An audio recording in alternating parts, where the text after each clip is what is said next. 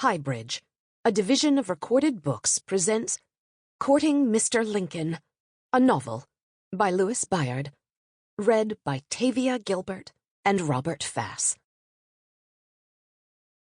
I hide myself within my flower, that wearing on your breast, you, unsuspecting, wear me too, and angels know the rest. I hide myself within my flower, that fading from your vase, you, unsuspecting, feel for me almost a loneliness. Emily Dickinson. Part 1. Mary. 1. Her journey from Alton to Springfield should have taken no longer than 2 days, but as the stage driver himself said, "That's no more'n a hope." At any second of any hour, they might have to pause for a fox or a passel of wild hogs. One morning it was a pair of rattlesnakes sporting themselves in the sun. 2 hours later, a pile of bleached bones, uncertain in provenance. Wagon tracks would end without warning, or the old Indian trail they were following would fade back into prairie. More than once the path would vanish altogether beneath stagnant ponds, obliging the passengers, men and women alike, to walk ahead, with gnats and horseflies for companions. Farms were few here. Look to every quadrant. There was no signpost, no settlement, only grass, rolling on like a tide. Higher than any man, pawing at the windows, swallowing whatever it absorbed. Bucks disappeared all the way to their antlers. An entire flock of prairie chickens could feed unseen and then, startled into flight, blacken the sky with their wings. And as soon as the sun dropped, the prairie wolves began to howl. The sound didn't bother her so much at first. She made a point of using the word charming, but on the third evening the calls began to coalesce, as if the wolves were solving a problem amongst themselves, and she began to wonder how many were out there. 100? 1,000? Were they even now circling the stage?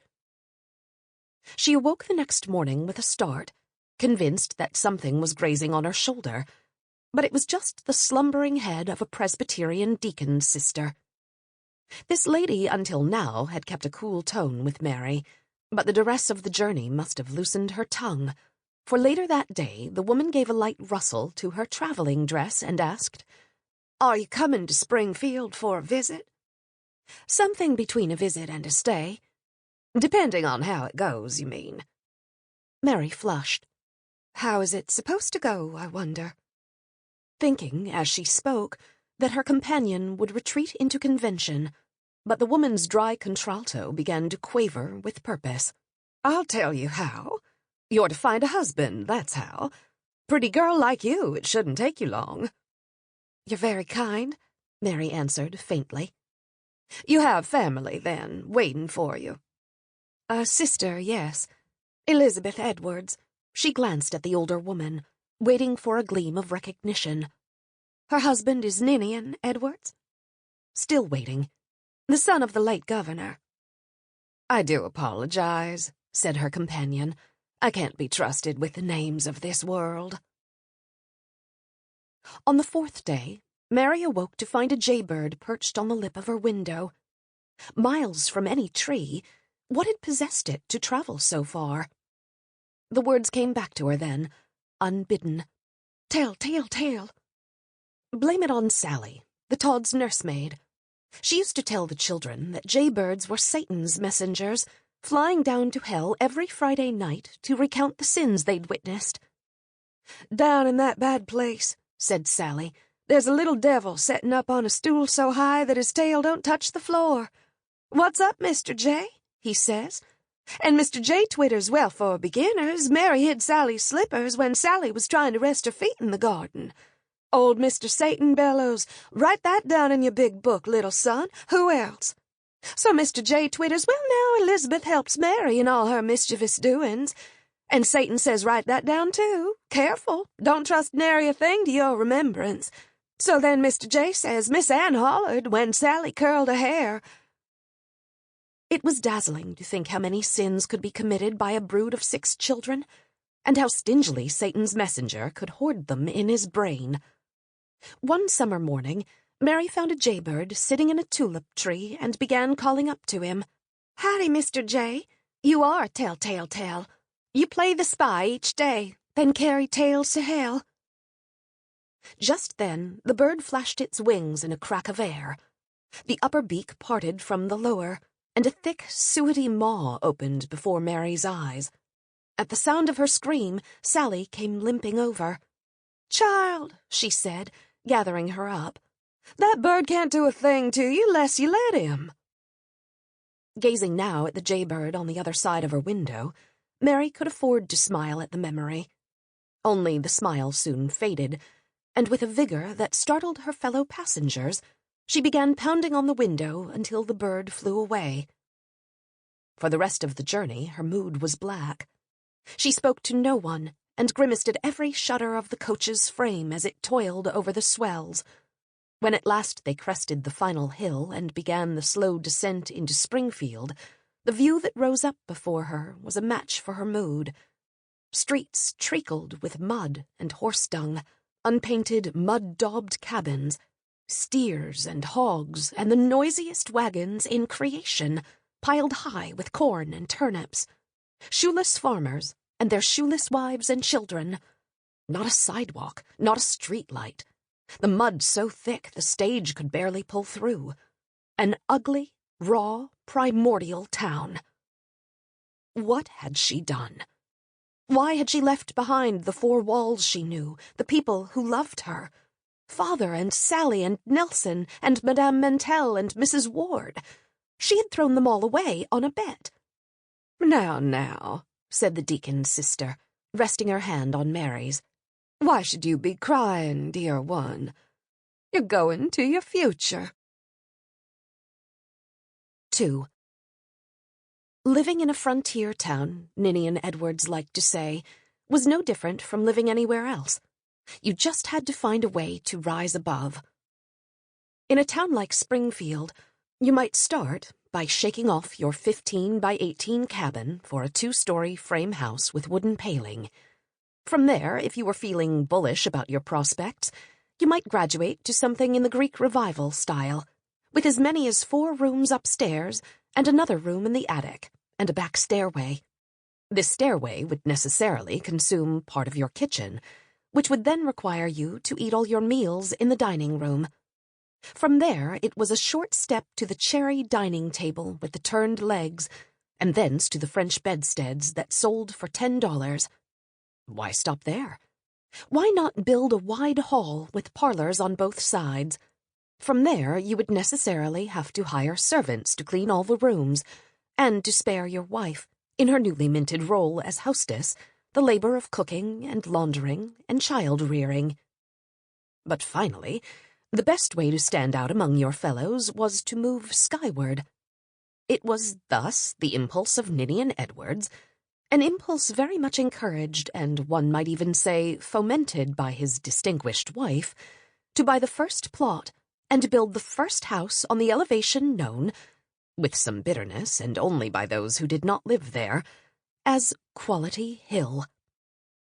This being Illinois, it could scarcely be called a hill, but the house was pitched at least 13 feet above its nearest competitors, and boasted 2 floors and 5 servants and a dizzying 15 rooms, including bedrooms for the master and mistress.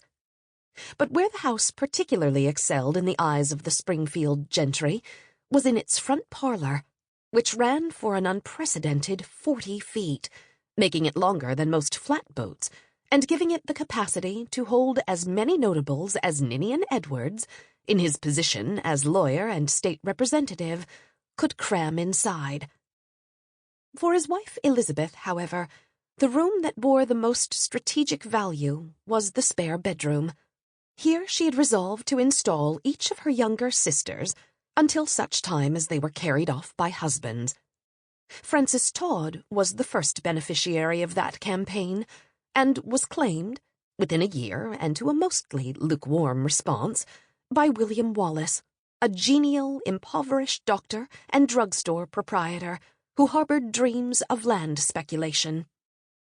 Now it was Mary's turn, and her pride bridled not just at being second, but also at being so scarcely concealed a burden. Ninian, for all his upward aspirations, had weathered setbacks in the Panic of '37, and with his liquidity strained by the cost of entertaining, he was not eager to add more debits in the form of Todds. But he himself had a young cousin he was preparing to bring into the world, and after weeks of remorseless negotiations with his wife, waged in each of their 15 rooms, Ninian agreed that Mary could be sent for. Never was there a question of whether she would come. At the time of her summons, she was working as an apprentice teacher at her old school. She had taken the job on the premise that teaching was a perfectly honorable profession for an unmarried gentlewoman, and that there might be worse ways to fill one's days than helping Mrs. Ward herd a pack of Lexington girls from grammar to arithmetic to history to plain sewing. Yet she couldn't escape the feeling that every time she read aloud from Miss Swift's Natural Philosophy, every time she encouraged some tin-eared 10-year-old to plump up her French vowels, she was being measured for a coffin. Her father was more than usually absent from home. The state senate, the branch bank, and the family manufactory all claimed their pieces of him, and Mary had little to do with her spare time but quarrel with her stepmother and pick her way through the thickening ranks of Todd brats. Springfield, Illinois may have been on the edge of civilization, but it had the advantage of being there and not here. So in the fall of 1839, she came. Her new bedroom was small but well-proportioned, with all the accoutrements of an indefinitely temporary guest. A canopy bed, a carpet from Lauderman's in St. Louis. Elizabeth said Springfield carpets were too drab. A bureau, a wash-hand basin, a looking-glass. When she retired, a freshly tended fire was waiting for her. When she awoke, she found a pitcher of fresh water. The only thing she could think to complain of was the jarring sound of carts carrying stone to the new capital, but she commanded herself to think of it as the price of progress. And was she not progressing too? Going to her future? Until, without warning, the future came rushing at her. It happened on her 21st birthday, a few days shy of Christmas. Elizabeth had commemorated the occasion by giving her sister a dry embrace, a new pair of shoes, and a cake. It was only when Mary was reaching for a second piece that Elizabeth leaned in and whispered, "You mustn't panic," which, up to that moment, she had felt no inclination to do. It was true that Kentucky girls married young and Todd girls younger. Elizabeth herself was barely 19 when she snagged Ninian. There was at least a perverse comfort in the counterexample of Mary's stepmother, who had been written off as a lost cause until the newly widowed Robert Todd came a-calling. To hear people talk, Betsy had been anywhere from 25 to 28, though it was impossible to know because she had destroyed all the records. "Birth dates," she used to say, "are never etched in stone. Not even tombstone." At face level, such vanity was ridiculous. With her marriage, Betsy had inherited half a dozen children from a dead woman, and had then popped out another 9 of her own in nearly as many years. She was constantly ill, eternally vexed. Any accents of spring had long since vanished from her face and figure, and still she carried on as if she were a woodland nymph. Only now could Mary see the advantages. Imagine being whatever age you chose. Suppose she thought she were to declare herself 4. Mama would be alive, and so would baby Bobby. Grandmother Parker would still live just up the hill. She would still be Mary Ann, infinitely better than Mary. Suppose now she were 12, running so quickly the 3 blocks uphill to school that a Lexington watchman once reported her for eloping, reciting from the ladies' geography and wearing a chaplet of flowers to the May Day parade. Suppose now she were 17, fresh out of finishing school, a prized dance partner, fluent in flirtation, gazing down the rest of her life as if it were a flowering prairie, extending in every direction. How had it become so quickly a peninsula? Today, if she were to call the roll of her old classmates at Madame Mentel's, she would have to add to every girl's name except hers a man's surname. Even the least likely of prospects had gone at matrimony with a grim and single-minded resolve, and they now had the carriages and summer cottages to show for it. And what had she to show after 4 years of tea-parties and late-night suppers? 4 years of flirting with the same Lexington boys with whom she'd once picked blackberries along Upper Broadway. 4 years of French Swiss and pianofortes and blushing for the homesick students of Transylvania University. After all this time, she had begun to wonder if, unbeknownst to her, she harbored some constitutional flaw. An innate faltering, perhaps, that manifested itself at le moment critique. Looking back at the swains who used to crowd around her on the herringbone floors, she could see how easily she had wielded her power over them, had guided them to the brink of infatuation. Yet each time it had come to naught. And each time, here was the insight that had until now eluded her, she had been the one to take the step back. Often without intending to. All it needed in the end was a passing jibe, a bit of playful sparring that devolved into quarrel. Take that sweet young Mr. Broadhead, the Massachusetts theology student whom father had engaged to tutor the younger Todds. Anyone could see he was besotted with her, always clearing his throat when she passed, engaging her in the fine points of Episcopalian liturgy.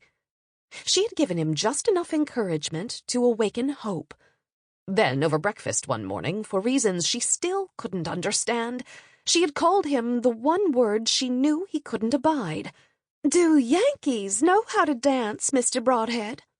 Rather than simply have her joke and fall back into silence, she had pressed on. "Is it true Yankees bathe in molasses? I've read that Yankee drawing rooms are fairly bathed in spittle." Every word wreathed in laughter, and striking so deeply that by the end of breakfast he had quite gone off her, never to be coaxed back.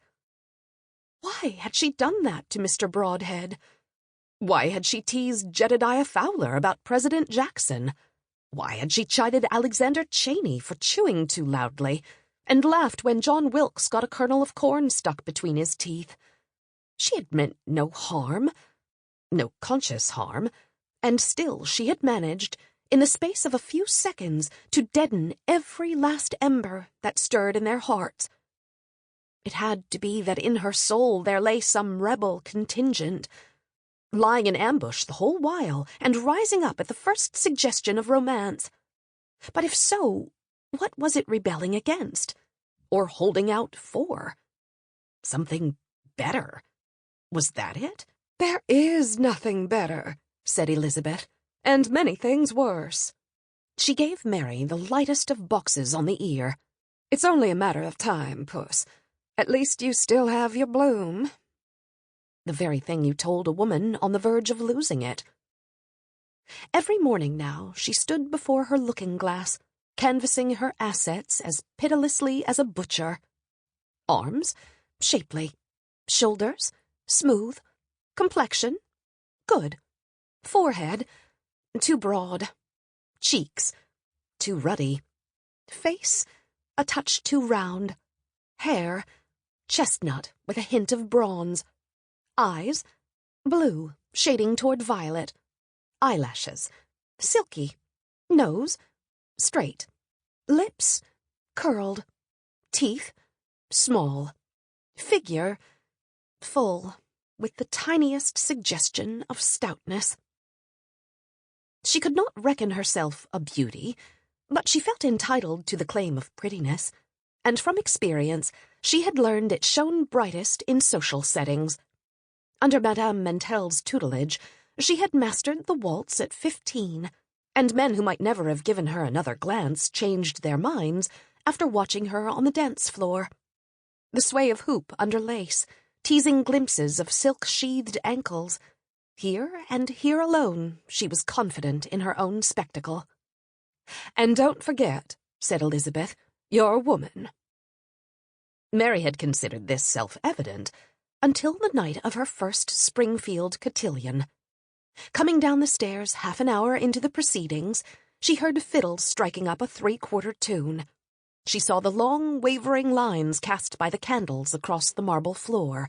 For a few moments she paused on the next-to-last step to better savor the spectacle, only to realize that a dozen men in black wool were converging on her. The suaver ones asked if she had a place on her dance program. The others simply stared. In every eye growled the same hunger. How could she not think of prairie wolves? "Gentlemen," crooned Elizabeth, "please don't crowd Miss Todd. We have all night to grow acquainted." Back in Lexington, eligible men were so thin on the ground that it was not uncommon to see girls finishing out balls in each other's arms. There was no such danger in Springfield, where males outnumbered females 2-1. To be a young woman in the young capital of a young state was to enjoy an immediate fame. "It's like this," her new friend Mercy told her. "When menfolk start in to settling a place, clearing their trees, I mean, and fighting their Indians, they're perfectly happy with whores. It's all they're fit for. But once a town gets up on its feet, as Springfield has, well, then they start aspiring to something more. The kind of girl you can take out on your arm." Or, as the minister at First Presbyterian liked to put it, "It's never too late to help some poor fellow fight the battle of life." Mercy had already found hers. A lawyer, amiable, devoted, attractively sardonic, but ever on the circuits, chasing judges from county to county. A gone case, Mercy called him, but she treated his absences as an excuse to be the unattached girl the world assumed her to be, and she and Mary spent many an idle hour that fall, keeping a running tally of Springfield bachelors. "Mr. Billings? Gracious, no! That ghoulish smile. Mr. Edmund? Too fond of his own jaw. Mr. Douglas, then? One's husband should never be shorter than oneself." At some point, the discussion always broke down in laughter, but even at her giddiest, Mary was alive to her injustice.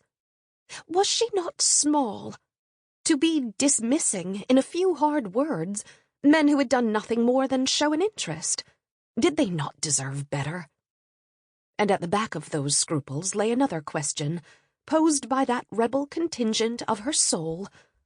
Did she not deserve better? In January, Elizabeth, sounding moderately impatient, said, "You need a fallback." There was no point protesting, for Elizabeth had already found a candidate, Edwin Webb. A Whig lawyer and state representative. I know how soft you are for politicians.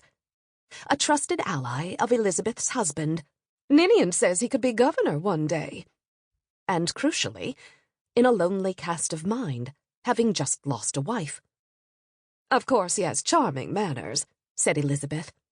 "I have seen his manners. He owns a 2-story brick house, and Ninian tells me he is unimpeachably solvent." "Solvent? Is that now enough to recommend a man? Why not declare him bipedal, air-breathing? You're missing my point. He is intended as an insurance policy. In the event nobody else comes along, thank you very much." They were silent for a time. "Perhaps," said Mary, "you might tell me where Mr. Webb resides, when he's not legislating." "In Carmi." "Where on earth is that?" "South," said Elizabeth, waving her hand vaguely at the parlor window. "How far?" "A few days by stage. You'd be much closer to father." Mary cast her eyes down at the mess of blue yarn in her lap. It had started out as a mitten, but seemed to be venturing toward Mantua. "Carmi," she muttered. "They say it's famous for its hospitality." "If by hospitality you mean whiskey, I've no doubt. A girl need never fear coming down with the ague in Carmi." They were silent again. "I don't suppose it matters," said Mary, "that Mr. Webb is 20 years my senior." 15, said Elizabeth softly. "And has 2 children. I'm told they have a sweet character." Yes, the sweetest little objections you'd ever hope to find. The subject remained closed for the rest of the night, which meant only that Elizabeth had been driven underground. The very next evening, Mary was invited to dinner at the Jameses, and was unsurprised to find Mr. Webb, in a rather dandyish striped waistcoat, waiting in the drawing-room. At the sight of her, he leaped to his feet and began scratching his scalp. "Miss Todd, aren't you a sight for sore eyes?" "You are quite a sight yourself." From across the room, Elizabeth stared daggers. "Please," said Mr. Webb, drawing out an armchair, "won't you sit down?" At dinner, they were seated next to each other, but as luck would have it, the conversation was animated and general enough to deter side conferences. Railroads and tunnels, General Adams and Dr. Henry. The minutes fairly winged past, and all she had to do, really, was fix her gaze on whoever was speaking at any given moment to forget the entire reason she was there. It wasn't until dessert arrived that Mr. Webb leaned into her and murmured, "I see you follow the political circus." "A family obsession." "But how rare to see such a discriminating intelligence wrapped in a package so—" he faltered. "Such lovely hands you have." "Thank you." "Lucky the gentleman who gets to hold them." "Well," she said, "perhaps upon my death I shall have them severed and bequeathed to you." It was out of her mouth before she could call it back. His response was a laugh so piercing that every head swung around. "Pardon me," he said. "Miss Todd has struck straight to the funny bone."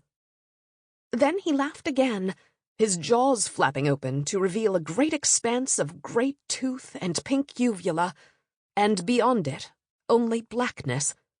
And from the blackness, the sound of flapping, a bearing down of wings. "Did you hear that?" she cried. "Hear what, Miss Todd? Are you quite well?"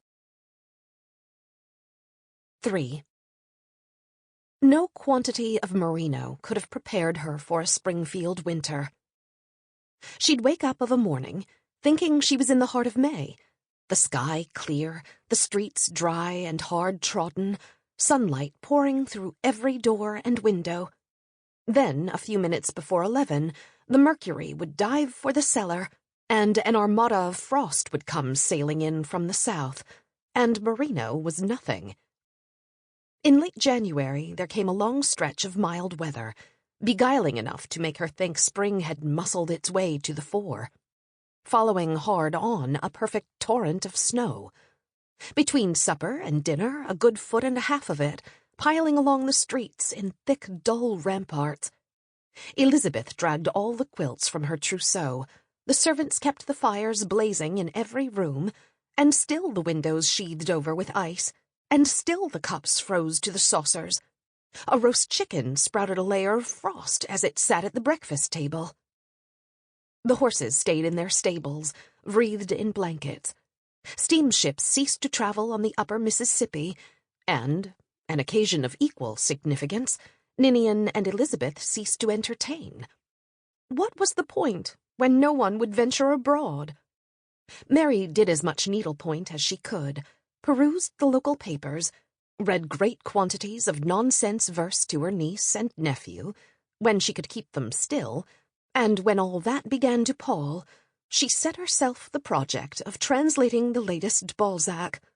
Line by line she plied herself, imagining the day when she would fling the completed pages at the author and cry, "Voyez, j'étais fidèle." But no matter how many projects she took up, the gloom crowded round. Night flowed indistinguishably into day. Sounds echoed queerly down every hallway. Even the tolling of the clocks took on a strange asymmetry. Da-dong, da-dong. She was saved from madness by her uncle, who drove up the hill one afternoon in a horse-drawn sleigh. "Who's for an adventure?" he called. Mary ran next door to summon Mercy. The two women climbed into the sleigh, wrapped themselves in buffalo robes, and they were off. The way was hard through the city, but once they had climbed out of the valley, the horse took... Sample complete. Ready to continue?